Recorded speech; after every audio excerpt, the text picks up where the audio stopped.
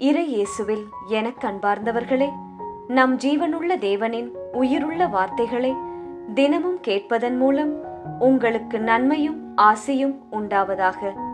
இன்றைக்கு நம் உள்ளத்தில் ஆண்டவர் பேச விரும்புகிற திருவசனம் அரசர்கள் 2ஆம் நூல் 5ஆம் அதிகாரம் 10ஆம் திருவசனம். உன் உடல் நலம் பெறும். இறை இயேசுவில் எனதருமை நண்பர்களே, உங்கள் அனைவருக்கும் நம் இயேசுவின் அன்பை உரித்தாக்குகின்றேன். இன்றைய புனிதராம் புனித பிரான்சிஸ் ஆஃப் ரோமிடம் நமக்காக இறை இயேசுவிடம் பரிந்து பேசி அவரின் மேலான இரக்கத்தை பெற்று தரும்படி ஒரு நொடி ஜெபித்துக் கொள்ளுங்கள் நண்பர்களே. இன்று மார்ச் மாதம் 9ஆம் தேதி திங்கட்கிழமை.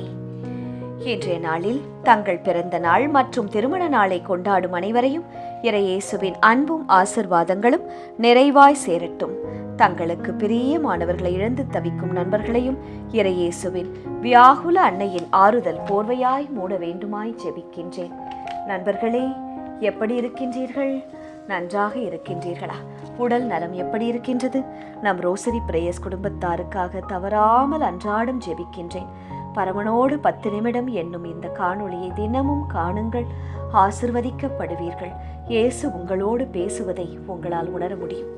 சரி, உங்களால் வீட்டிலோ அல்லது வேலை செய்யும் இடத்திலோ படிக்கும் இடத்திலோ வார்த்தைகளால் சொல்ல முடியாத விஷயங்களை கூட ஆண்டவர் இயேசு அறிவேன் என்று இன்றைய நாளில் கூறுகிறார். உன் பலவீனங்களை நான் அறிவேன் என் மகனே மகளே என்கிறார் இயேசு. எப்பவுமே வாழ்க்கையில் நமக்கு சோதனைகள் எப்போ வரும் தெரியுமா? நாம் ஏற்கனவே டயர்டாக சோர்ந்து போய் இருப்போம் பாருங்கள்.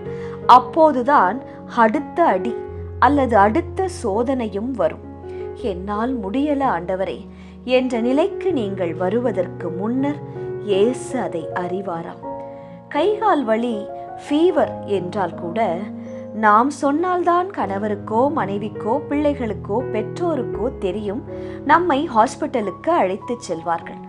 ஆனால் இயேசுவுக்கு நீங்கள் சொல்லாமலே உங்கள் மனவலியும் புரியும், உங்கள் உள்ளத்தின் வேதனைகளும் தெரியும். நண்பர்களே, இயேசு நன்கு அறிவார். என் இதயம் யாருக்கு தெரியும்? என் வேதனை யாருக்கு புரியும்? யார் என்னை தேற்றக்கூடும், எனக்கு உதவக்கூடும், என்னை சரி செய்யக்கூடும் என்ற வருத்தம் உங்களுக்கு வேண்டாம் நண்பர்களே.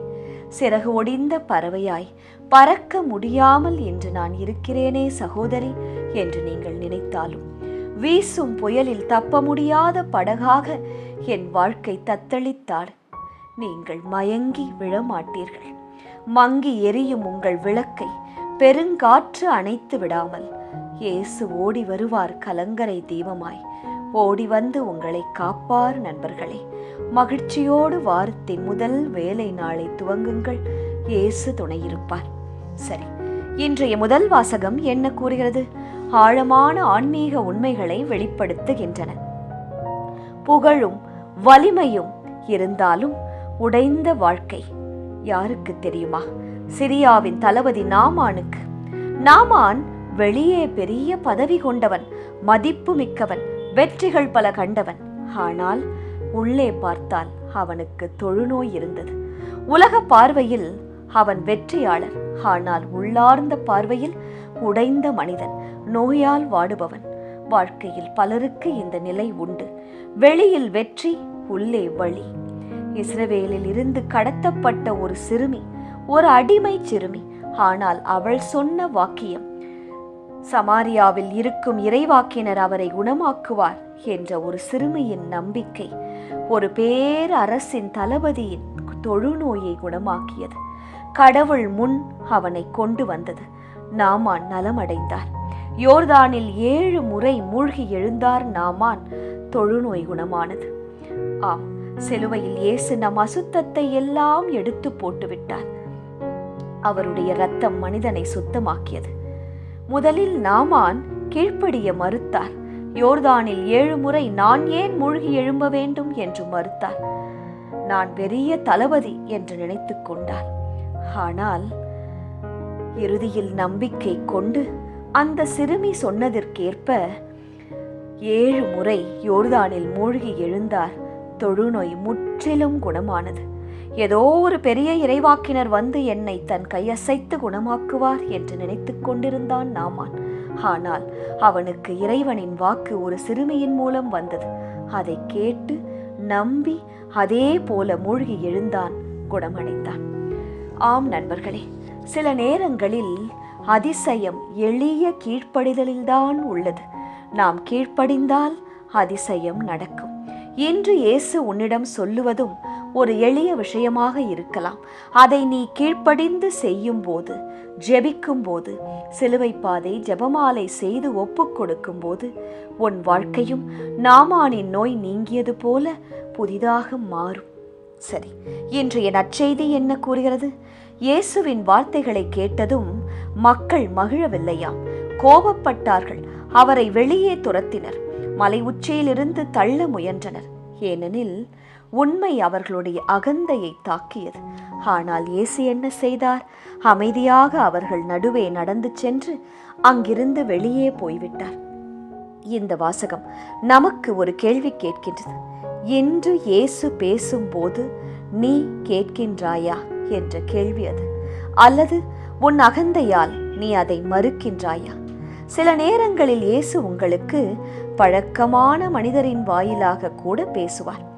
எலிஜா பெரும் பஞ்சகாலத்தில் சாரிபாத்தின் கைம்பெண் வீட்டிற்குத்தான் சென்றார். அதே ஊரில் பல கைம்பெண்கள் இருந்திருப்பார்கள். ஏன் அவர்கள் வீட்டிற்கெல்லாம் எலிஜா செல்லவில்லை? அதே போல எலிஷா பல தொழுநோயாளர்கள் இருந்தும் நாமானைதான் குணப்படுத்தினார். ஏன் அப்படி? இதன் அர்த்தம் என்ன? இயேசுவின் கிருபை ஒரு இனத்திற்கோ ஒரு நாட்டிற்கோ அல்ல, நம்பிக்கை கொண்ட அனைவருக்கும் அவரின் கிருபை சொந்தம். நண்பர்களே, இன்றைய திருப்பாடல் வழி ஜெபிக்கலாமா? என் நெஞ்சம் உயிருள்ள இறைவன் மீது தாகம் கொண்டுள்ளது.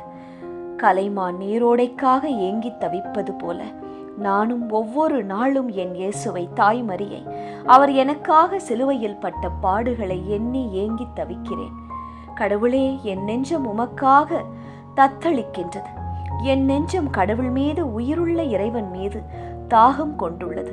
எப்படி தாகம் எடுத்தால் ஓடிச் சென்று தண்ணீர் எடுத்து கொடுக்கின்றேனோ, அதே போல இனி எனக்கு சோதனை வரும்போதெல்லாம் ஓடிச் சென்று உமது சந்நிதியில் முழங்கால் படியிட்டு தலைவணங்கி கண்ணீர் சிந்தி என் பாவத்தை ஒப்புக்கொடுத்து நான் ஜெபிப்பேன். ஆண்டவரே, நீரும் என்னை குணமாக்குவீர், என்னை ஆசிர்வதிப்பீர், பெரிய இடத்தில் என்னை அமரச் செய்வீர். கடவுள் முன்னிலையில் நான் ஒன்றுமில்லாதவனாக நின்றாலும் ஜெபத்தோடு நிற்கின்றேன் என்பதை அறிவேன். நீர் என்னை உயர்த்துவீர் என்று விசுவசிக்கின்றேன். என் ஒளியும் உண்மையும் நீரே ஆண்டவரே. என்னை வழிநடத்தி உமது திருமலைக்கும் உமது உறைவிடத்திற்கும் கொண்டு போய் சேர்த்தருளும் இயேசுவே. ஆமென். இயேசு கிறிஸ்துவின் பெரிதான நாமத்தின் நிமித்தம் ஜெபிக்கிறோம். ஆமென். ஒவ்வொரு நாளும் உங்கள் உள்ளத்தில் ஆண்டவர் பேச விரும்புகிற இறை வார்த்தையை தெரிந்து கொள்ள ரோசரி பிரேயர்ஸ் சேனலை சப்ஸ்கிரைப் செய்யுங்கள். மேலும் உங்கள் நண்பர்கள் மற்றும் உறவினர்களுடன் ஷேர் செய்யுங்கள். நன்றி.